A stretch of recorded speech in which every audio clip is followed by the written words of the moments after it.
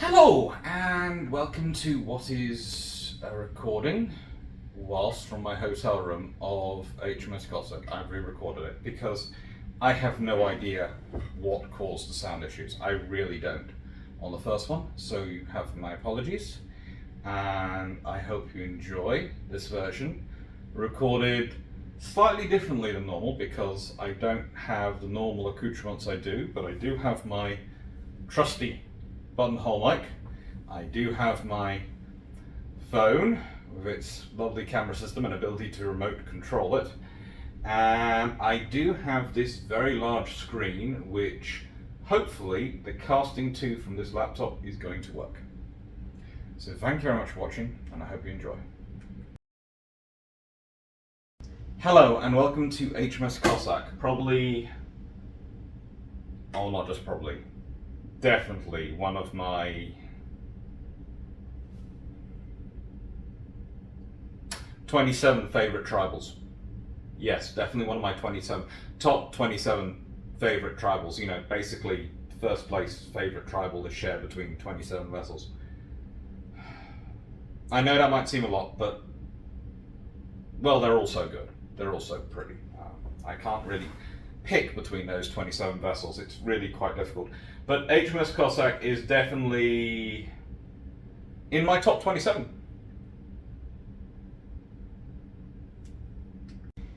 And as one of my 27 favourite tribals, for some reason I really do think she needs to be remembered. And, well, luckily, to start off the memories, I have what I would consider a rather excellent book, but you know, I might be slightly biased.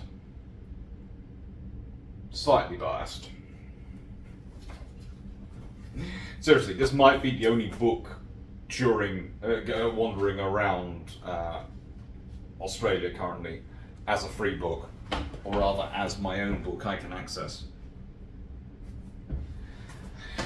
It's a interesting task. So, HMS Cossack.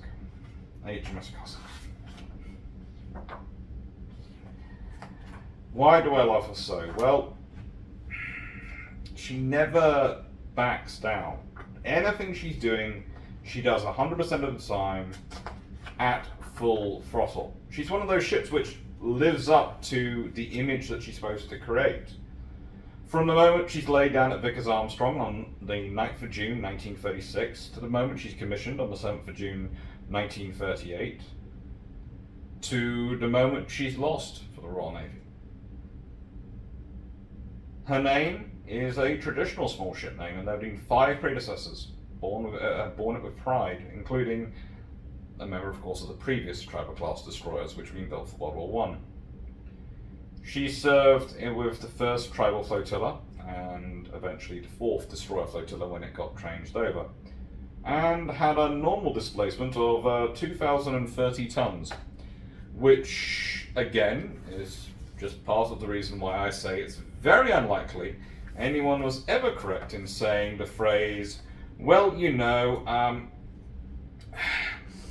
these ships, they all are 1,870 tons in standard displacement. Yeah, right. Their normal displacement moves up and down quite so much between a class that, frankly, I don't believe it. I never will. But it is, and this all has been a bit of a shameless book plug, but that's because the previous book, which is very good, is written by Martin Bryce. But that was published in 1957. And there are books on the Battle class, and there are books on the Daring class, but there is only my book, as far as I know. And I've read a lot of books, but if I'm wrong, please tell me. There's only my book, which sits there and goes, there is some point of comparison between these 3 classes, that these 3 classes have something to offer as a group, as a collective. That they are the genesis of the modern destroyer. Because I remember reading in a book about the Darings that they were the first general purpose destroyer. Now, that's not true. I know that's not true because I've read a class about these ships and when they were being built by Admiral Henderson, and exactly what Cossack, etc., got up to. Cossack in World War II will serve as a convoy escort. A flotilla and task force flagship will be used as a torpedo attack vessel to attack large surface targets, including the Bismarck. Will be used as a gunnery vessel to provide fire support for operations. Will be used as an attack vessel. At Narvik, it will literally smash its way into a harbour and use its pom-pom as a counter-sniper battery weapon, while its 4.7-inch guns decide that they're going to demolish small infantry platoons. This is what this ship does. There is no definition of general purpose which the Tribal class destroyer doesn't fit in the context of its time. Maybe that's a bit too much nuance for some authors. Maybe that's a bit too much nuance for some parts of the naval history debate. But the fact is, it shouldn't be. Because vessels should always be evaluated in the context and the capabilities of their time. And by the way, that author is also very good on the Daring class. So, whilst I don't agree with their line on the Tribal class, it's still excellent books. I'm not going to pick which one, point out which one of the Daring class books it is, but it's still an excellent read. And of course, in the middle of the Battle class, who get forgotten. They really do. And I was so excited today because today I went to see a wonderful guy called Jerry. And I've got his business card here so I can make sure I'm using his exact proper name, Jerry Westenberg. And he had done beautiful models of a Battle class destroyer, of a Tribal class destroyer, and 2 Daring class destroyers. And they are beautiful models. And they really did illustrate how these ships evolved and why these ships became what they were. Because the thing was, the Royal Navy would have loved this to have the 4.5-inch dual purpose. Henderson would have loved that the 4.5 dual purpose in its original mounting, in the dual purpose mounting which they wanted for destroyers, the upper deck mounting wasn't ready. So she has the 4.7 and later on gets the twin 4-inch. And then we go to this, the Battle class. And again, still, the 4.5 dual purpose isn't ready in the upper deck mount. So what do we have? We have 2 capital ships, between deck, BD mounts, mounted on the Battle class. And then all this 40mm aft and these torpedoes. And then we get the Darings. And people go, well, you know, the Darings, they're taking after the Jays, etc., because they have these the 3 4.5 twin 4.5s rather than 4 twin 4.5s. Well, the Battles were the general purpose, and they had 2 twin 4.5s. The thing was, the 4.5s can now do the AA role. You still need to have more 40mm. You need to have more torpedoes, which you do on the Darings than you do on the Tribals. And you also need to have anti-submarine warfare mortars, etc., and all those things added in. This, to be a general purpose destroyer, needs a far greater range of weaponry than this does. Because of the context and nuance in their time. Because when this is designed pre-World War II, a lot of the weaponry which is fitted on this vessel doesn't exist yet in the form it can be used. It might be on paper, it might be in development, but it doesn't exist yet. And this is evolution. But also, this is learning from experience. This is learning from the initial war experience of this. This is the post-war evaluation of not only of these vessels, but of what these vessels have produced and been capable of. And Cossack's the hero ship at the beginning of that. Well, if we want to talk about any incident in her career, she is a hero ship. She's involved in so many different operations that you cannot, under any circumstance, consider her anything less than a hero ship. And that's a good thing. it really is a good thing. So what do we mean when we say hero ship? What does a hero ship mean? Well, normally when we're talking about a hero ship, we're talking about something like HMS Cossack. We're talking about something like HMS Ark Royal, or I would say HMS Renown, and I would also add in HMS Rodney. And that's the Royal Navy ones, but in the US Navy ones we talk about Texas. Because whatever you say about Texas, and you can say a lot, and this, what really defines a hero ship is a ship which, when you're talking about and you know it's facing an opponent which outclasses it in every single way theoretically you can imagine, you still are going to give that ship an odds-on chance of coming out alive and possibly even winning it. For example, the USS Texas. On paper, the Bismarck should beat her. Let's be honest, my main annoyance with the German Navy in the run-up to World War II is that they do their ship designs a great disservice. They have so much potential and so much knowledge and so much understanding, and the ships they actually produce are a disservice to the ships. They could have made them so much better. But still, the Bismarck, for all the issues I might have with inefficiencies and some of the various claims which exist around it, is a decent, modern, fast capital ship, a fast battleship. And yet, if she was in a fight versus the USS Texas, on paper we'd all say she should win. But in practice, we'd probably go, but it's Texas. There are some ships which just have luck, which just have an attitude. And we're not sure whether it comes from a machine spirit or from the crew, because they belong to this ship, because it's done something important, expect that of themselves. There is a big part of the human personality which, if it's told they have to behave a certain way, will behave it. If you tell someone repeatedly they are good, they are kind, they will live up to that image in their mind. Vast majority of humanity. If you tell someone they have passed tests and they are now a commando, if they have actually passed the test and they are now a commando, they will then want to live up to that image in their mind, which is why it's so much problems created by popular cultural images of what it is to be a commando or a special forces versus the reality of what the mission requires. In most of the movies you'll see they are big, hulking people who are going to break necks with their bare hands and just wander around looking like hulking masses of muscle. And the reality of the job is it requires a lot of brain power. And it often requires a lot of stealth and speed and agility.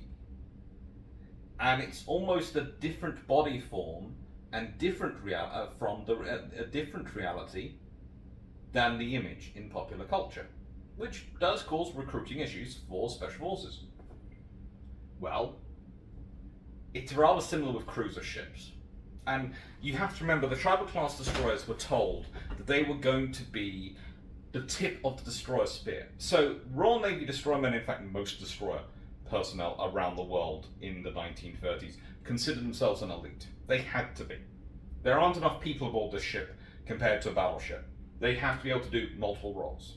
So you'd have your first line role, you'd have a role you would do in, you'd have your ordinary role, you'd have your action stations role, and you'd possibly also have another role you would tend to backfill in. Quite a lot of the people who would do sort of duties in various parts of the ship would also back up engineering, etc. And that was a standard thing.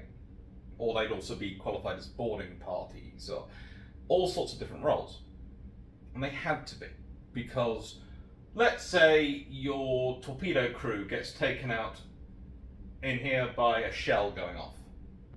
Well, now you can't use your torpedoes, can you?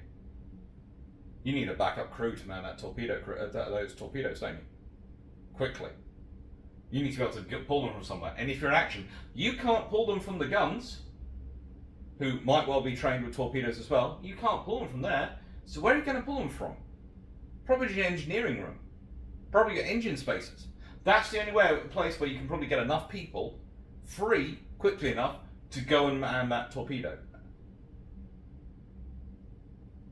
That's where they have to come from. You don't really have a choice. You can't turn around and go, you know what? The crew's wiped out, so we can't use our torpedoes, so we're dead. That doesn't work in combat. Giving up like that means you've lost, and you can't afford to. So you're going to have to do something.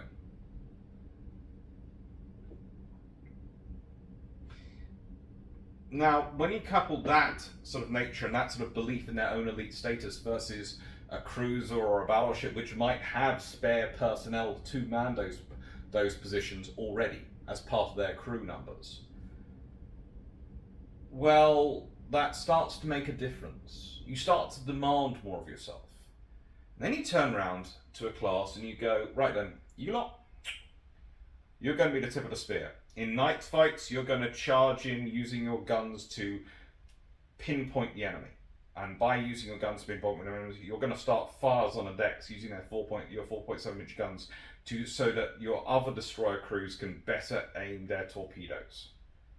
In daytime, you are going to charge in front of those destroyers and sweep away any enemy destroyers, or at least suppress enemy destroyers and enemy small ships so they can't block our own torpedo strike. You're going to do that. Oh, and also on top of this, we're going to ask of you to form part of the A to K, the scouting line for the Royal Navy in front of the moving of any task force. And we're going to add on to that mission a whole host of other duties of basically the cruising role, including diplomatic visits and hosting foreign dignitaries and being not just a flotilla leader sometimes, but a task force commander. And we're going to put that all in your hull.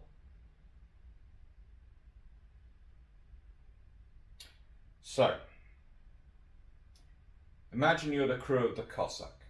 You're told that your name of your ship has been borne by 5 vessels previously, with honour, with battle honours, with status, with pride, with glory. And that coupled with the idea that you are all this ship is part of a class which is going to be the elite of the elite, the tip, well, not even the tip of the spear, the wind in front of the tip of the spear of the Royal Navy. You take that mental image and then you ask yourself, what will you be capable of? Well, what would we? The Cossack crew thought they were capable of anything. They had the leaders to prove it. They believed it. They delivered it. Their heroship. Now, I've already mentioned, in passing, the Upmark incident. And this is a good example, really, of what a heroship can do. Because you have a whole interesting scenario going on here, and I will read a section from my own book. At home, I had my notes up on a screen. Here, I don't. Here, well, I have my book. So please indulge me. The 1908 Hague Convention was an interesting thing. Article 1. Belligerents are bound to respect the sovereign rights of neutral powers and to abstain in neutral territory or neutral waters from any act which would, if knowingly permitted by any power, constitute a violation of neutrality. Article 2.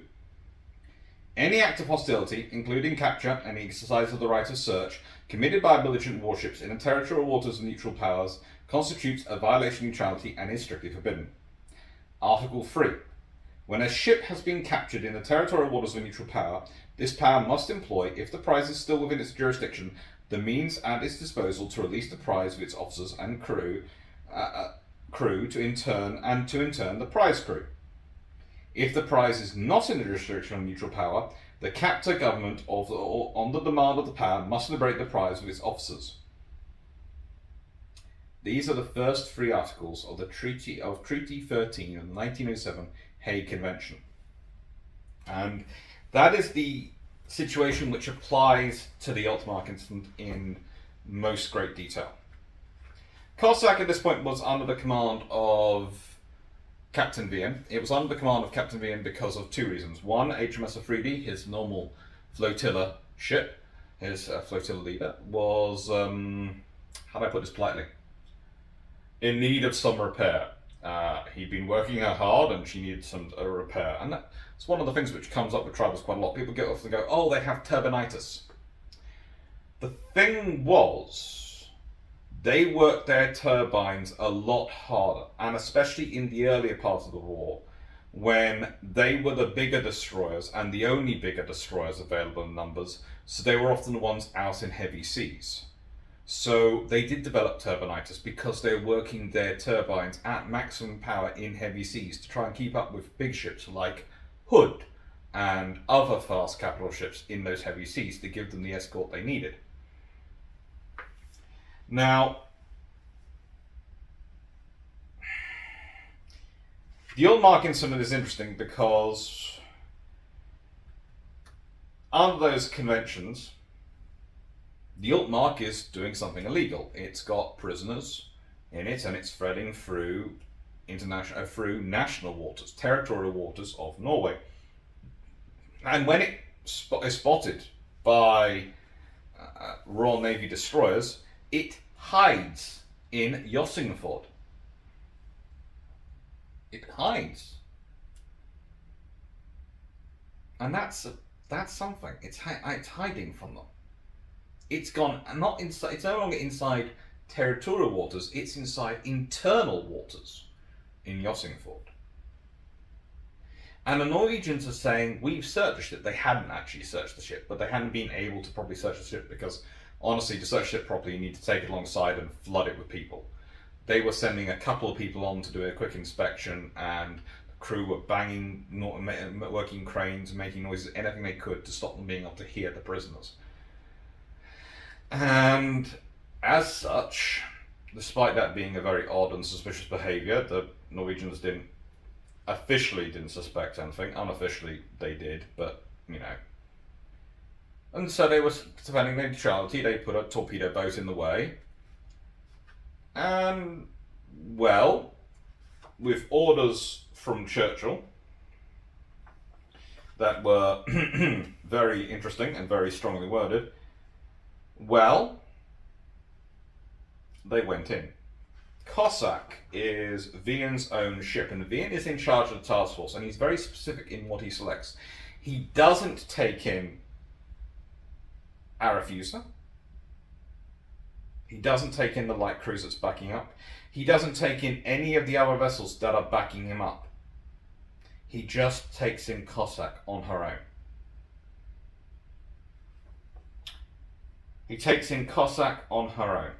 So it's enough force to do the job, but it's the minimal force necessary to do the job. So it's not an egregious offence to the Norwegians, is what he's hoping. And as she approached, well, the Altmark crew turned on their searchlights to try and dazzle the bridge crew of the Cossack. And they did this at the same time while they tried to manoeuvre to crush the Cossack. Now, unfortunately for them, Cossack turned out to be a lot more manoeuvrable than they were, so managed to nimbly avoid them, especially thanks to the navigator and the helmsman doing some excellent manoeuvring. And whilst the ships did scrape, it also allowed the first members of the boarding party to leap across the gap between the ships. And this is done in full Johnny Depp-esque style of the Pirates of the Caribbean. They literally do leap at the first part and scramble up, but then there are ropes thrown and they're swinging across, and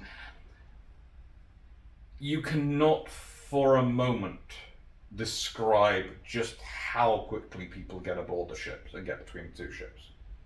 The boarding parties are a mixture of personnel from HMS Cossack, destroyman, and personnel from HMS Aurora, Arethusa's sister, light cruiser sister, and that ship was out of commission due to illness, so the crew who were well had been positioned aboard the destroyers, etc., as extra personnel to supplement their boarding parties. And this is where you often get the dichotomy between some people going, oh, they didn't have swords drawn versus they did. The cruiser crews were mostly reservists who've been called up, and they do seem to have been traditional. Well, they're cruiser crews. They are more likely to carry swords. They think more. Their officers do think more about sort of using sort of swords. I'll fix that in a second. And hello. That's back. They do think more about using swords, and so they do carry them. Whereas the destroyer officers seem to all be using pistols. They seem to all be armed with pistols and possibly axes as well. But we'll leave that to one side. There is a really strange account of whether or not some of the Cossack crew were carrying axes. I doubt it, but I'm not enough doubting of it to not mention it. And they did all this, and they liberate 299 prisoners. They killed 4 Germans and they wounded 5. Most of those Germans were killed when they tried to retake the Altmark from the boarding party, which was really not a sensible idea. Because, let's be honest, not only did they have guns and controlled the German guns, they also had the backing of their own pom-poms and 4.7-inch guns. This was not a scenario they were going to win. It really wasn't. And this picture is, of course, her returning back to the UK with those recovered prisoners aboard with her crew. And it's really her first, in this incarnation of her name, chance to be fated as a hero ship. But the next chance comes not much longer, and not that much later. Now, this should really read Third Battle of Narvik, because that's the part 1 that she takes part in. The first Battle of Narvik is, of course, Norwegians, who put up a brave fight but are let down by their government. If the government had given them warning, if the government had given them orders, the government had sent out a radio signal: we are to aggressively hold our neutrality, and any and all entrance by any foreign powers, be they British or German, anyone, into our waters without express permission of the government, is to be sanctioned and is to be repulsed with full power, and we are bringing all reserves to alert to defend our neutrality, i.e. gone the Swiss route and the Swedish route. They might well have not had that experience. Or even if the Germans had made it to shore, if they had managed to catch the vessels in the fog like they did, they would have then been greeted ashore by a armed and organised formation. There are, as some people do point out in Narvik, they go, well, the local commander was a bit of a sympathiser. Yes, but if you put that out by radio, then all the unit will start forming up whether the commander says yes or no. And in the nicest way, if the commander starts demurring about defending Norway, and actually my view is he was enough of a nationalist, if he had felt that he was ordered to resist, he probably would have resisted. But even if he hadn't, if they've been ordered over the radio to do so, then unfortunately, in a nice way, if a commander starts mucking around, then usually it's resolved one of 2 ways. They find themselves quietly put in a corner and told to shut up and stay there, or they find that their head gains a new hole, usually with a round put in by their executive officer. Either way, it usually solves the issue one way or another. Anyway, leaving that to one side, That's, of course, the first Battle of Narvik. The second Battle of Narvik is when the H-class destroyers turn up. The H-class destroyers are sent in to do a reconnaissance mission. You might remember earlier from the description of the tribals, they're supposed to be the reconnaissance vessels. They are. Well, they found it annoying when they found out that they were not being used as reconnaissance vessels, and the H-class had blundered into a trap which they were supposed to be in. Now that might sound strange, the trap they were supposed to be in, but put it in the tribal class destroyers vernacular. We are the elite of the elite. We are the wind in front of the spear. We are the ones who are supposed to take the risks. We are the ships designed to take the risks. They sent in the H-class. They sent in vessels which the tribals were supposed to protect. They didn't like that. That was something which upset those crews. And it is no surprise that when they put a call out for all ships that are available that can turn up into this area to gather for the third Battle of Narvik, the four tribals strain heaven and earth to get there. Eskimo, Cossack, all the four which arrive are literally moving every piece of sinew and muscle and moving steel and ounce of oil and steam pressure to get there.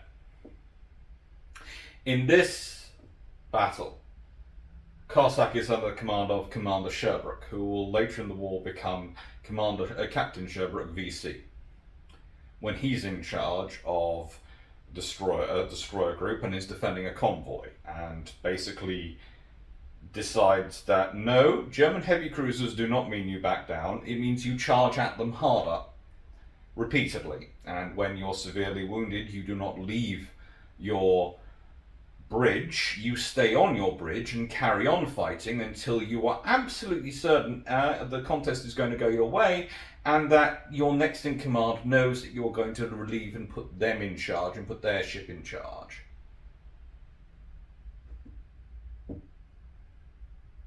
At this point in the war, he is a commander in charge of HMS Cossack. And again, that goes back to the self-image thing. This is what these crew expect of themselves. Not just the officers, the sailors, the chiefs, every level of them expect themselves to be the best, the elite of the elite. They have that image in their mind and they hold themselves to that image. And that's an advantage. That's a powerful thing. And in this battle, we can often talk about Eskimo and her heroism. Her losing her bow and carrying on. Her losing her A mount. And her advancing sternwards towards the enemy until a runner from her B mount runs up to the bridge and asks the commander in charge, "Captain, can you angle the ship so that we can carry on engaging?"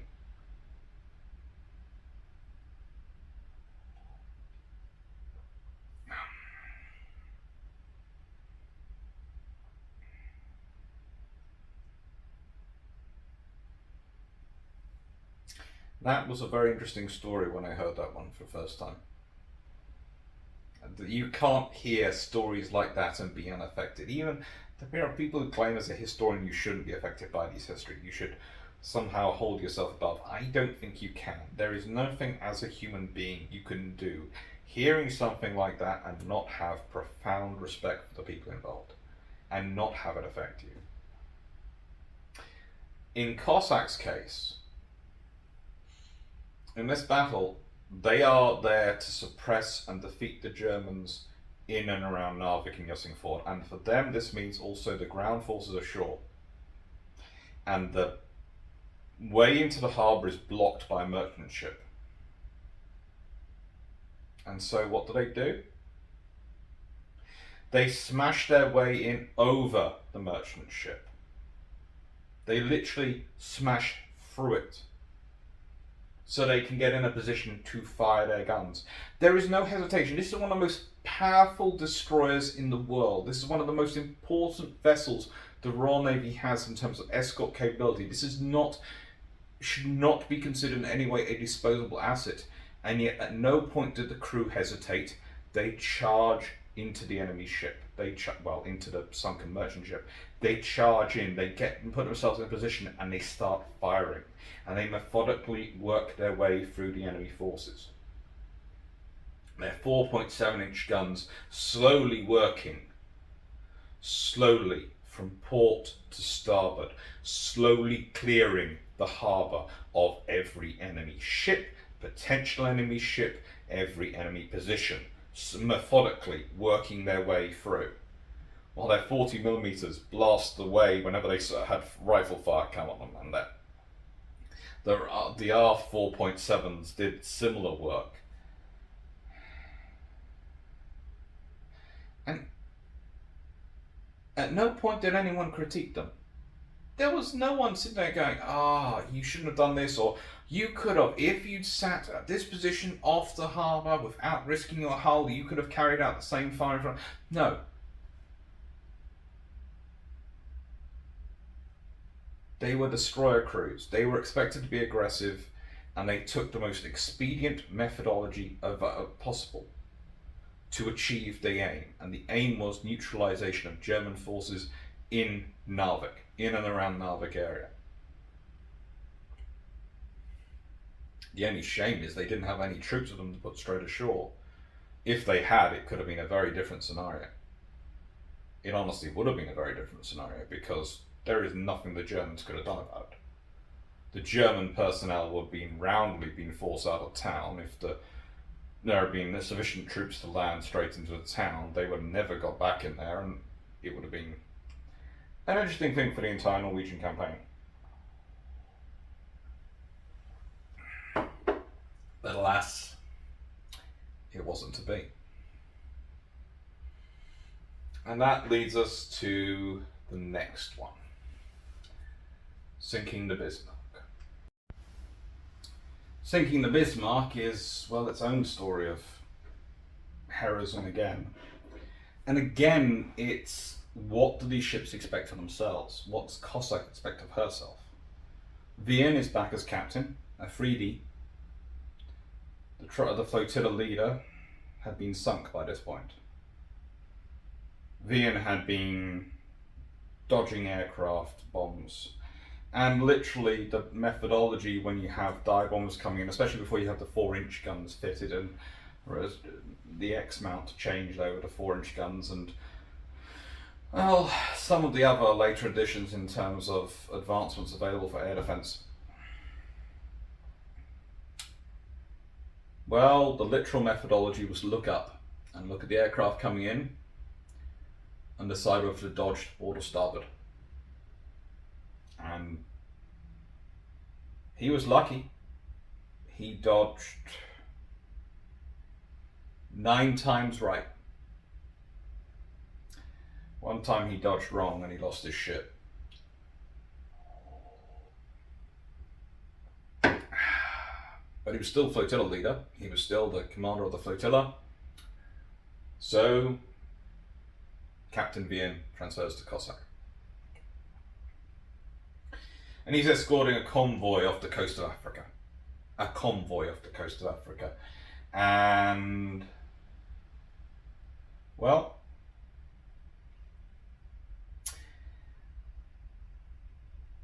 HMS Cossack hears over the radio that Hood's been sunk.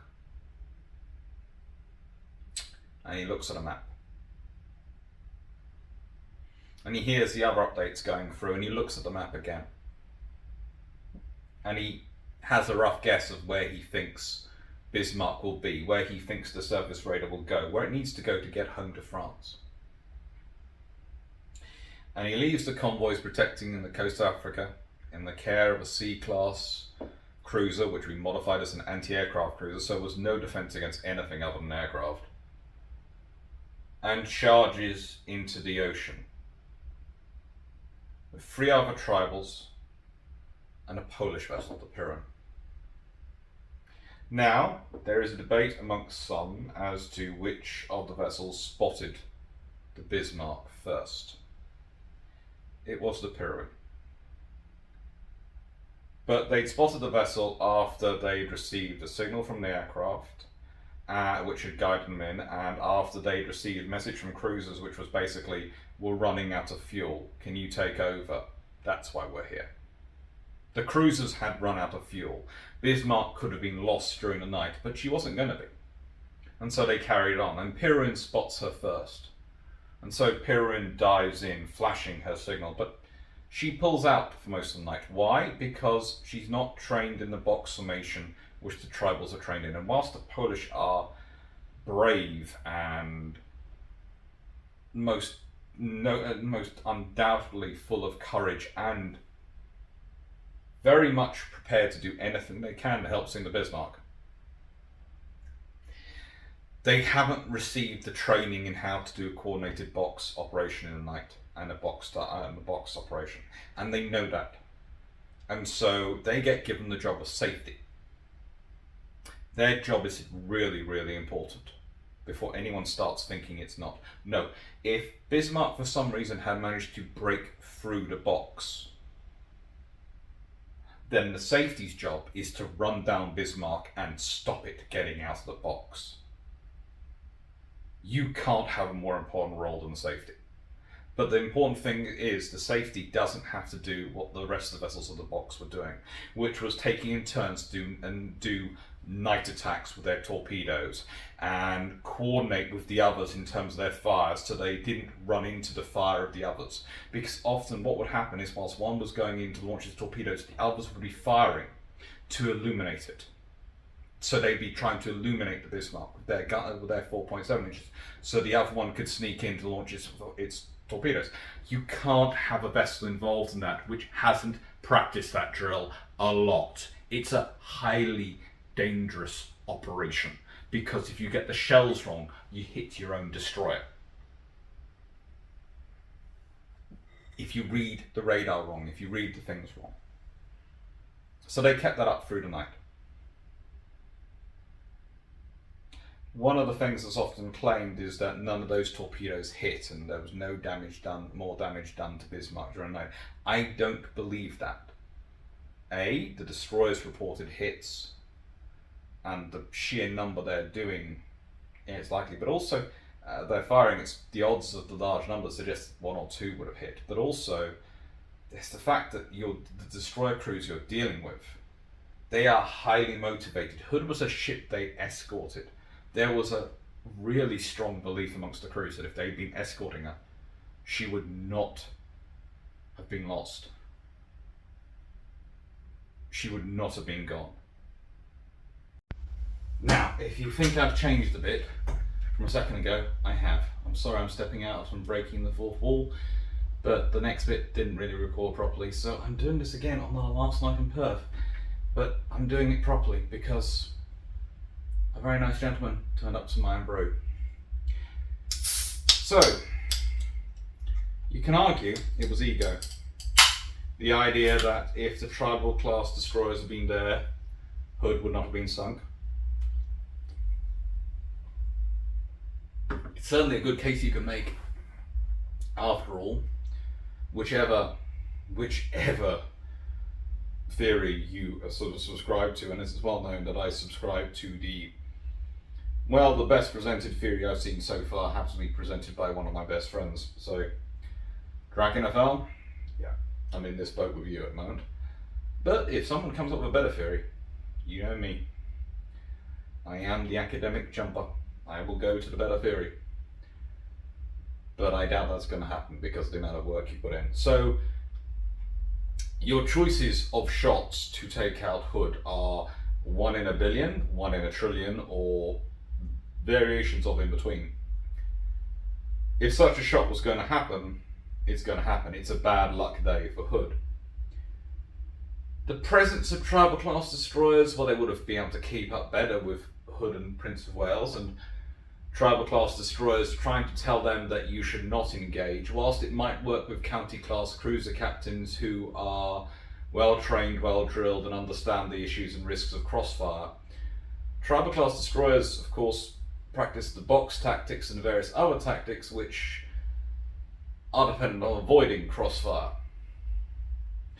I'm just putting this in as a point, but I have a feeling the tribals might have gone, yeah, you know what, we're going in. In which case you have destroyers, 4 or 5, maybe 6 destroyers thrown into the mix of the fight, and well, that will have an impact on things. It might also encourage the destroyers' larger friends involved in the fight, i.e. the Candy class cruisers, to also get involved. So yes, maybe they would have, their ego is not writing checks it couldn't cash. But there's part of me which thinks that Hood was very unlucky that day, and if Hood's going to be unlucky, it doesn't matter who's there. Lucky's going to have a thing to say. As it was when Bismarck is eventually sunk, one of the ships that's helping sink her is a tribal class destroyer. It's not one of these ones. Not one of these 4 vessels which spent their night tormenting her. It's HMS Maori, a destroyer of a very different flotilla. And a very capable vessel, and a very good little destroyer. And well, this was the last famous occasion that Cossack was involved in. This was it. Because the next battle she was in was not so famous. It was not famous at all, in fact, really, other than it cost Cossack. It was a fight versus a Type 7C. You see, general purpose destroyers, when they're built in the tribal class destroyer era, they have a few, they have ASDIC, but they also have depth charges, and a few of them, not many, but a few. The trouble is, as anyone who's seen my video aboard Hyder and Drax video aboard Hyder from our visits last year will know, there are some large spaces on the destroyer. Large spaces in her hull where if she's hit by a torpedo, she's very badly damaged, if not sinking. And whilst Eskimo might have shrugged off losing her bow, that's slightly more easier than being hit centre of mass. And so Cossack is lost, escorting a convoy, which kind of actually does sum up the tribal class experience. They could be doing the most mundane and regular of operations, convoy escort for a destroyer, or they could be doing the most extraordinary of operations, being used as a diplomatic vessel, as a task group leader, as a vessel that was going to assault an entire nation in a way, to fight another nation, and to gain back their own souls who were falsely imprisoned therein. As the lead ship that tormented the pride of the enemy nation. And then she gets lost to a submarine. It happens. That's history for you. I don't know.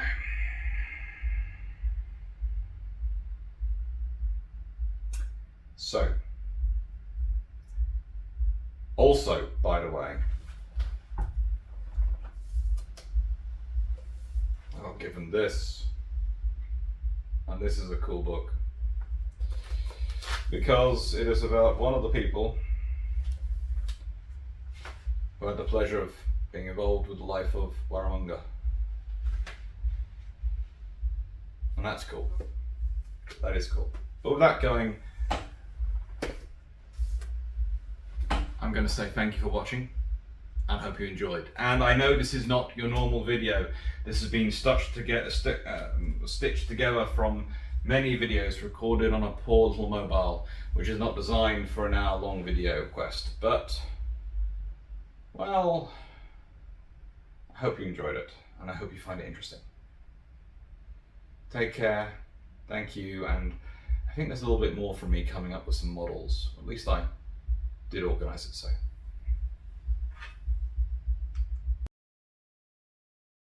Well, hello, I hope you enjoyed all that. In a little explanation, I have been thinking more and more, even while I've been recording the various versions of this video. I have been, and I have no theory, really. I have none at all, because honestly, the video, when I play it normally, and I could play it on screen from this computer, and you wouldn't hear any sound issues on it. But the moment I upload it to YouTube, it gets that second soundtrack coming through, and I have no idea where that's come from. So I don't. But as you hopefully see, and have hopefully heard, my buttonhole mic does work. What doesn't work necessarily is my ability to tell people to be quiet, because it's rather strange. A scenario where in university I would have had no qualms telling people to be quiet, or other scenarios in my work life where I would tell people not to be quiet, I suddenly became all shy and very English in the museum when I was looking at these lovely models by Jerry, and I should have done a track where he very politely does go, "Quiet please, I'm recording." I should have done that, but you see, I would say potentially the problem comes from the fact, and please note, this is not a sob story or anything like that, nothing like that. But to me, he's the famous guy. He's the famous one, so he can get away with doing that and asking that, and he deserves it because he is so good at what he does. But I'm just me. I'm just an academic naval historian who's doing these videos because I love them, and I'm very lucky that some people enjoy them. And apparently the slideshow has stopped. Ah well. So, apparently it's 3:20 at home, which means it's 10:20. No. Yeah, 10:20 when I'm recording this. I think I'm going to have another go. I'm going to have another go at Cossack, probably, because I want to try and make it better. But I wanted to have a finishing video for it. So, well, I suppose it's finished on HMS Belfast, with a nice little river class next to it. Batch 1.